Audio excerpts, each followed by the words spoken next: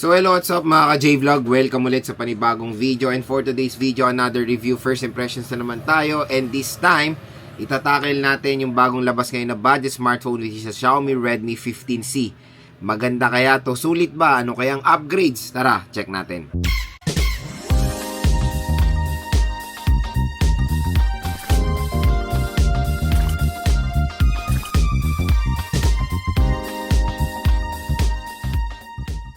And very interesting lumabas ang Xiaomi Redmi 15C at kahapon nag-first impression tayo doon sa Infinix Smart 10 Plus. Ang dami pong bagong labas ng mga budget smartphone today, pero yun nga, gagawa tayo ng isa't isang mga mga review. Kaya no worries, stay tuned lang dito of course sa ating channel para sa mga review niyan.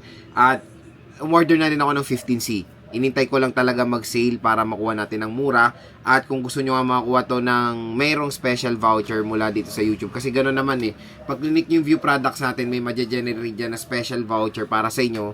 Para maka-discount kayo ng malaki pag check-out nyo yung mga smartphones like the Xiaomi Redmi 15C. Take for example, itong 15C ngayon sa online, nagkakalaga na lang siya for the 4GB 128 ng 4,700. Wala pa po doon yung voucher nyo. There's a possibility na makuha nyo pa to ng mas mababa. Meron tayong 6GB 128 sa halagang 5,200 pesos. Sobrang mura. And there's a possibility na makuha nyo to ng 5,000 or below 5,000 pesos. And then yung 8GB 256, napakamura din, 5,900 or almost 6,000 pesos lang. Again, hindi po yan yung mga SRP nila. Mababa po dito talaga sa online. At makukuha nyo pa ng mas mababa pag clinic nyo yung ating view products. Kaya dyan lang kayo bibili ng Xiaomi Redmi 15C. Kaya gumawa na ako agad-agad nito kahit wala pa yung unit para maka-checkout kayo at makuha nyo yung malaking discount. And syempre, marami ring nagde-decide na bumili ng budget smartphone ngayon at sana makatulong itong mga sinasabi ko sa inyo. Kung nagde-decide ko bumili ng Xiaomi Redmi 15C, ano ba Lods? Okay ba siya? Sulit ba yung specs niya sa kanyang presyo? Ito na ba ang perfect na smartphone na pwede kong mabili? So maya, natin yan, tatalakayin natin yan sa ating first impressions. Again, this is not a full review. Nagbibigay lang ako ng first impressions sa mga bagong labas sa smartphone, yung kanilang price, specs, and of course yung kanilang availability. Pero alam nyo naman tong channel na to, binibili natin yan at pagkabili, unbox, game test, lahat ng pwede natin gawin sa smartphone, ginagawa natin dito para rin makita nyo kung gaano rin kasulit ang mga budget smartphone ngayong 2025. So yun nga, ito ay successor of course dun sa very popular din na Xiaomi Redmi 14C. At itong 15C ay mas mura nga siya. Kumbaga, nakakatuwa nga ngayon na karamihan ng mga brands ay nag-offer na talaga ng mura at bagsak presyo ng mga smartphone na pwede nilang ma-offer ngayon sa market. And itong Xiaomi, yun nga, parang competitor niya dito yung sister company niya na Poco C85 and Poco M7. Grabe, ang sobrang mura. Sa below 6,000 or 5,000 pesos lang pwede na kayo makabili ng smartphone na sobrang sulit na specifications. So, usapan display muna tayo. Yung display ng Xiaomi Redmi 14C, again, hindi rin nagbago. Naka-notch display pa rin. Pero ito is naka 6.9 inches na siya.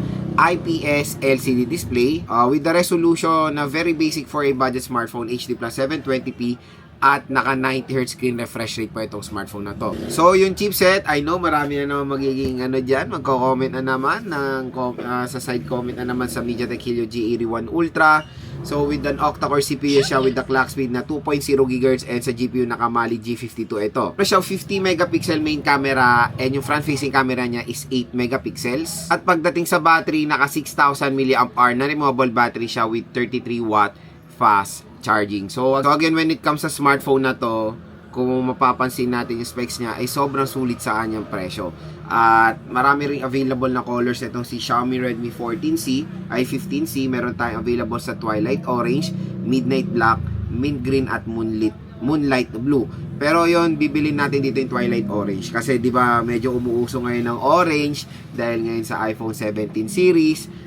Titingnan natin ngayon itong when it comes sa design niya naman, napansin ko maganda naman kahit paano yung design din ng Xiaomi Redmi 14C, minimalist pero parang may effect din yung likod niya, kaya stay tuned lang sa ating unboxing. Syempre mag-iba yung ating pananaw when it comes sa Xiaomi Redmi 15C.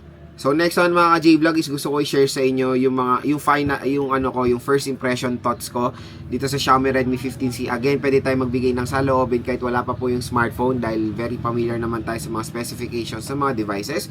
Unang-una yung RAM at ROM. So when it comes sa RAM at ROM, sobrang sulit dito sa Xiaomi Redmi 15C, even yung pinakamura niya.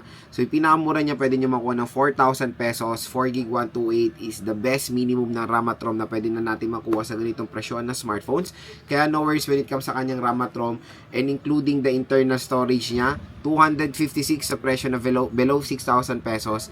Very advantage yan na Xiaomi Redmi 15C. Again, yung sinasabi ko po is hindi po yung SRP niya. So baka makuha nyo to sa mall ng mas mahal. Ang sinasabi ko po dito yung online price niya, at pwede nyo pa nga makuha ng mas mababa pag clinic nyo itong view products natin, dahil dito sa ating view products, mura at bagsak presyo lang ang Xiaomi Redmi 15C.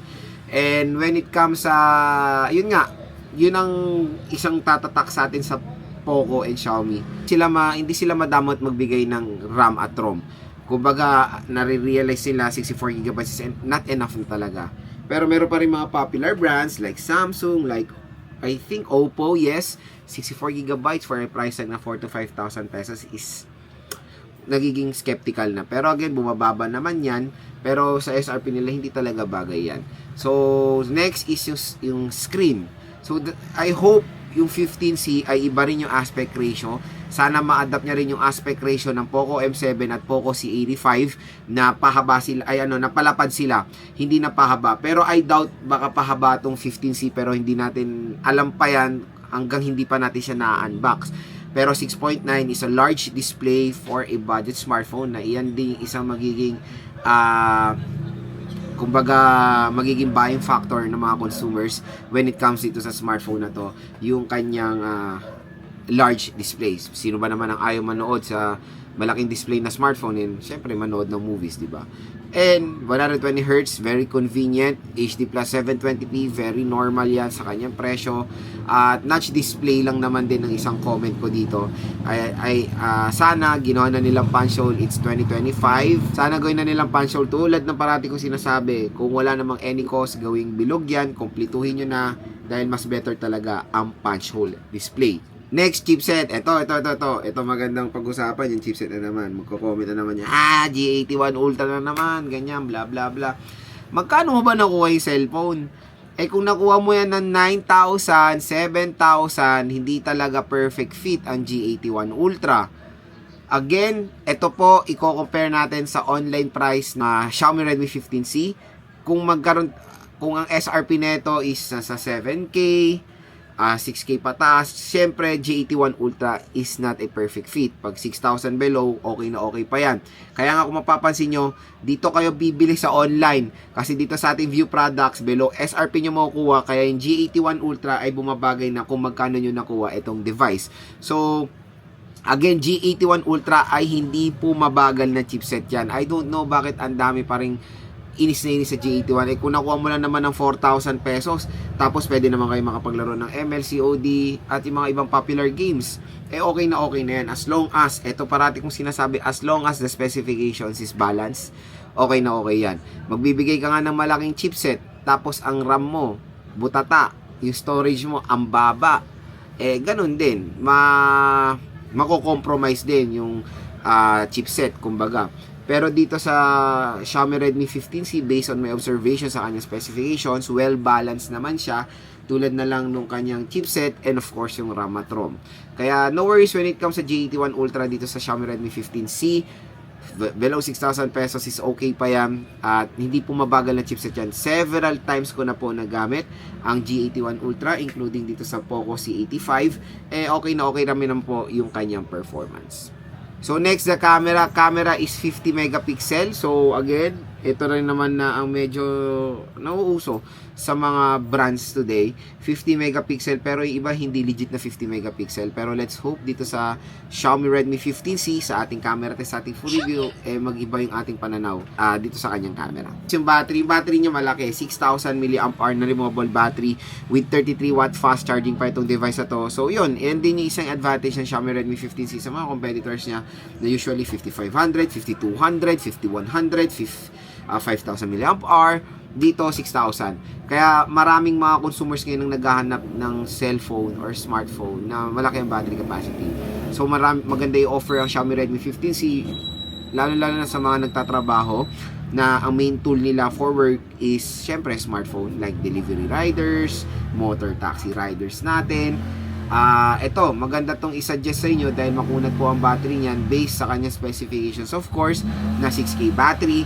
Pero again, na-try ko na rin yung sister phone niya, like the Poco M7 na 7K and Poco C85 na 6K battery. Napakunat po ng mga battery performance sa mga device na yun. So, expect natin ng Xiaomi Redmi 15C ay ganyan din. At ang pinakala sa design, so again sa design for me is fine. Maganda rin naman siya for a budget smartphone, kaya gusto ko siyang na ma-excite na man-box kasi parang feeling ko meron parang design yung likod niya or parang may effect. Kaya sa mga consumers na design and aesthetic, kung i-rate ko ang design ng Xiaomi Redmi 15C based sa photos hindi pa po sa ating hands-on, ang score ko dito nasa 7. Balay natin mag-iba yan or mag-iba yung pananaw ko pag nahawakan ko na ng actual yung device. So again mga ka-J-Vlog, yan ang ating first impression so far dito sa Xiaomi Redmi 15C based on sa specification ng smartphone na to. Sobrang sulit sa kanyang presyo na 4 to 5,000 pesos or 4 to 6,000 pesos. 256 ang pinakamataas, very convenient, ang dami nyo malalagay dyan, at kung interested nga kayo makuha to with voucher dito sa YouTube i-click nyo na itong view products na to dahil pag chineck out nyo dyan ng Xiaomi Redmi 15C, ang laki po ng discount na makukuha nyo. So abangan nyo lang po yung full review, game test and unboxing natin dito sa Xiaomi Redmi 15C.